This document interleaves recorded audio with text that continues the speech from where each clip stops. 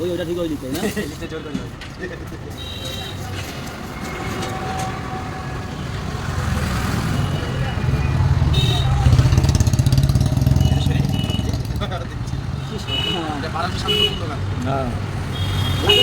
বুঝতে তো